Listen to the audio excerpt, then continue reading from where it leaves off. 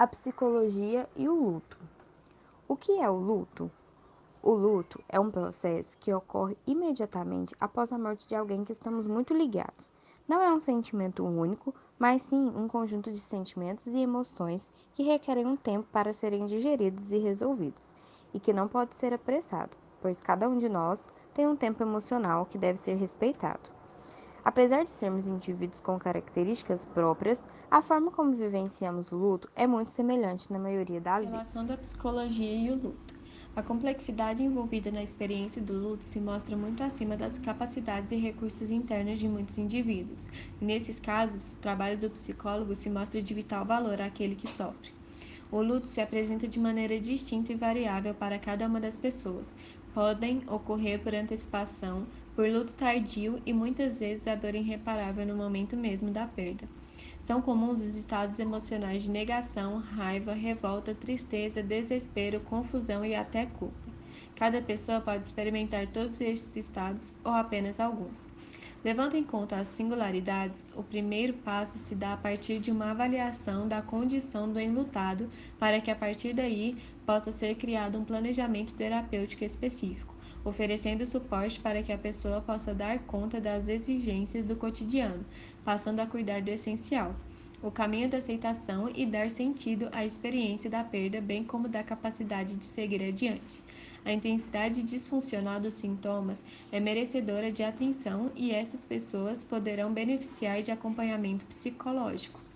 A psicoterapia poderá ser como uma mais-valia, pois constitui-se como o espaço no qual a pessoa poderá sentir-se acompanhada e acolhida para expressar e elaborar as suas emoções, organizar os seus pensamentos, enfrentar memórias e desenvolver mecanismos internos que lhe permitam evoluir no processo Quando o indivíduo está em processo de luto, recebe uma enxurrada de emoções.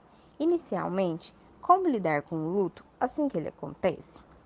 Segundo estudiosos do luto, há 5 fases no processo de aceitação da morte e da vivência do luto: a negação, a raiva, a barganha, a depressão e, finalmente, a aceitação ou a conciliação. Segundo uma estudiosa, Kübler-Ross, autora de vários livros sobre esse tema, esses estágios não são necessariamente subsequentes um do outro e podem ser vividos ao mesmo tempo. Jung, psicólogo da base analítica, já dizia: não há despertar da consciência sem dor. As pessoas farão de tudo, chegando ao limite do absurdo, para evitar enfrentar a sua própria alma. Mas ninguém se torna iluminado por imaginar figuras de luz, mas sim ao se conscientizar da escuridão. Aqui no caso, ao se conscientizar do luto, da perda e da necessidade de reestruturar a vida a partir de um novo contexto, que é a aceitação da ausência de um ente querido. Não há como passar por esse processo de luto sem se conscientizar da dor da perda. Como lidar com a culpa no processo do luto? Cada fase do luto constitui-se de um sentimento e dimensão diferente. Sendo assim, a culpa é um dos sentimentos recorrentes no processo do luto. Ela possui diversas causas, seja por não ter dito o que queria ou até mesmo por pensar que poderia mudar o destino dos acontecimentos. Além disso, a culpa pode se apresentar pelo fato da pessoa ter sobrevivido, por exemplo, em acidente de carro, levando o indivíduo a questionar-se: por que isso não aconteceu comigo ao invés de ter sido com aquela pessoa? E levando esse também à autocensura decorrente da culpa, acreditando que não merece ser feliz ou seguir em frente. Diante disso, a causa da culpa deve ser investigada de modo que a pessoa que está de luto tenha um apoio emocional por parte de psicólogos, livrando-se da sensação de ter feito algo ou da sensação de que deveria ter feito. Nesse contexto, é necessário considerar que cada paciente leva um tempo diferente para aceitar que não possui culpa e deixar de lado a autopunição. Para as crianças, como é lidar com o luto em uma fase tão prematura? Mesmo sem entender muito bem o significado da morte, as crianças podem sentir a perda de parentes próximos da mesma forma que os adultos. Porém, em crianças, diferentemente dos adultos, as fases do luto podem passar mais rapidamente. Algumas crianças podem se sentir responsáveis pela morte de um parente próximo e necessitar de uma atenção especial. Quanto mais próximo o ente falecido, maiores as chances da criança exteriorizar o seu sentimento de maneira brusca, tendo atitudes de irritabilidade, agressividade e violência com as pessoas mais próximas. É muito importante ter compreensão e paciência nesse momento, pois é comum que haja uma regressão ou um retrocesso no processo evolutivo dessa criança, passando a agir como agia em etapas anteriores do crescimento, buscando dessa forma atrair a atenção para si. Na maioria das vezes, os jovens não queixam a sua dor com medo de adicionar sofrimento aos adultos em sua volta.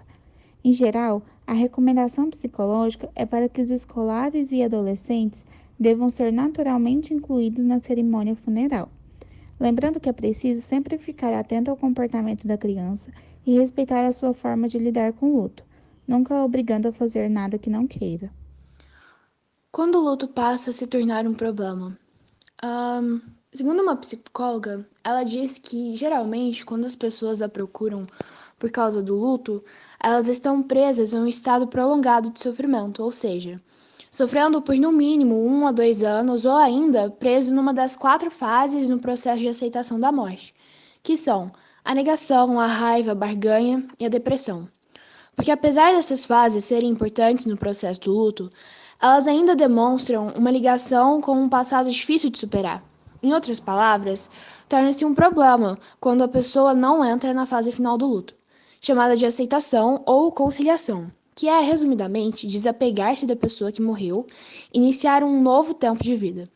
É importante ressaltar que na fase de reconciliação, o sentimento de perda não desaparece completamente, mas ele ainda é atenuado e as crises de pesar, antes intensas, tornam-se menos frequentes e mais suaves. À medida que o enlutado começa a integrar-se na vida novamente, emerge a esperança de continuar a viver. E é possível perceber que, embora a pessoa que morreu jamais virá a ser esquecida, a vida pode e deve continuar a ser vivida. Quando nós pensamos em como a sociedade se comporta em relação ao luto, devemos nos lembrar que vivemos em uma sociedade em que se nega a falar sobre a morte e o luto, marginalizando essa temática da nossa rotina e contextos sociais. Nós estamos inseridos em uma cultura em que o prazer é a principal busca dos indivíduos, e esse fato encoraja as pessoas em sofrimento a não experienciar esse luto. Basicamente, as pessoas que perderam algo ou alguém passam por esse processo em silêncio e sozinhas, já que socialmente sofremos pressões em relação a demonstrações das nossas emoções, porque muitas vezes nós somos julgados e considerados fracos por expressar tristeza e sofrimento. Muitos acreditam que repreender esses sentimentos de dor seja socialmente a atitude mais adequada. E como forma de enfrentamento dessa pressão social, as pessoas que estão em luto começam a apresentar comportamentos que elas acreditam ser aceitáveis socialmente, mas que infelizmente acaba deixando de lado e negando suas necessidades psicológicas. Nós temos que entender que o luto pode se transformar em uma doença quando se torna mais difícil lidar com ele do que o habitual, podendo gerar ansiedade, depressão e outros transtornos. Tendo em vista isso, é importante que tenhamos a consciência de que a dor, ela deve ser vivida, compreendida, significada e assim superada.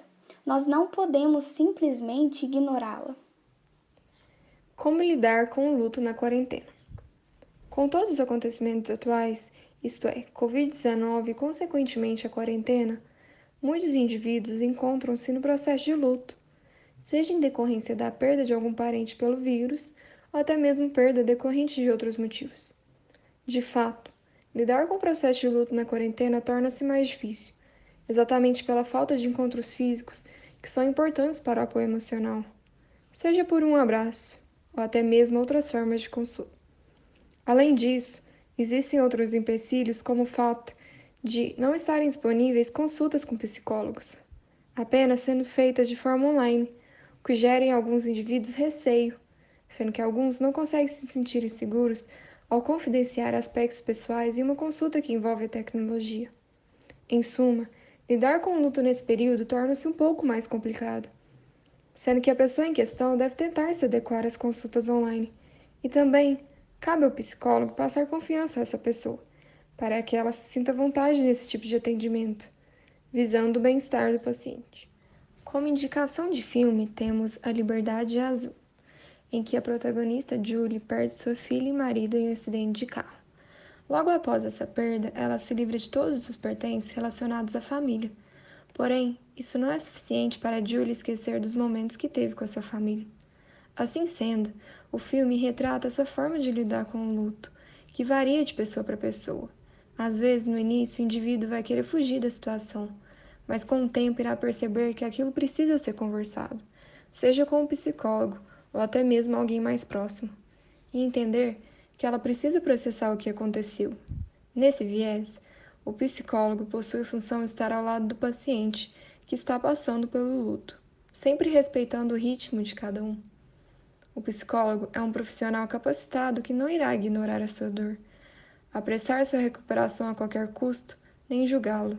Por fim, o psicólogo ajudará aquele que sofre a ter compreensão intelectual, mas, sobretudo, elaborar aspectos emocionais.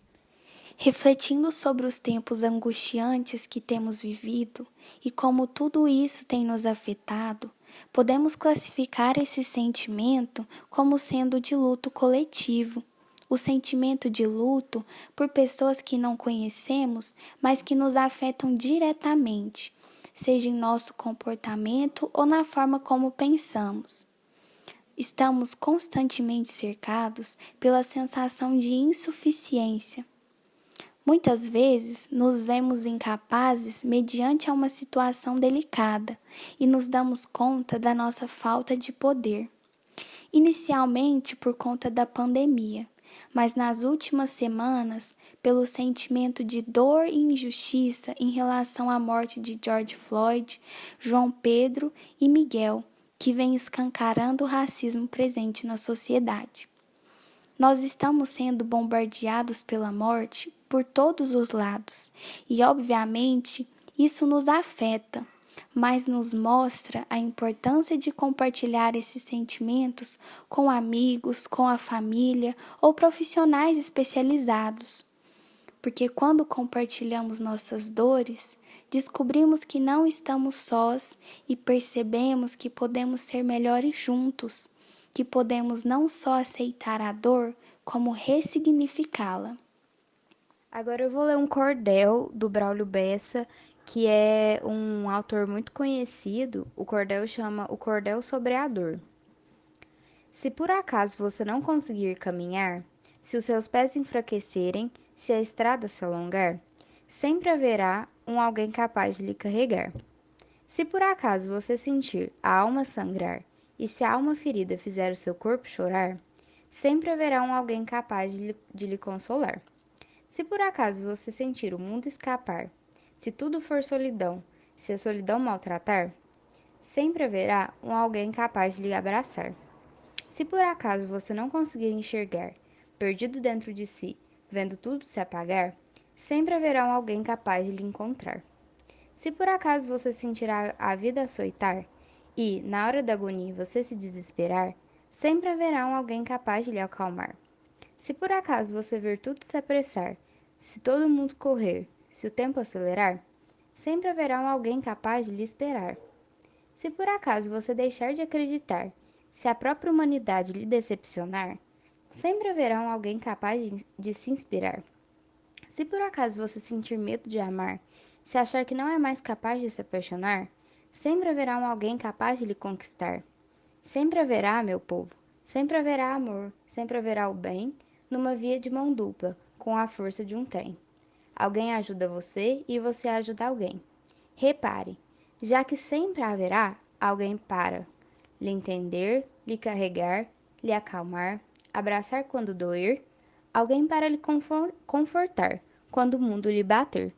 Já que sempre haverá alguém para lhe socorrer, só é preciso ser justo e grato para perceber que sempre haverá alguém precisando de você. Os integrantes do nosso grupo são a Bárbara Pereira, a Isabela Borges, a Isabela Barbosa, a Mariana Almeida, a Rafaela Cleotes e a Roberta Cristina. Muito obrigada.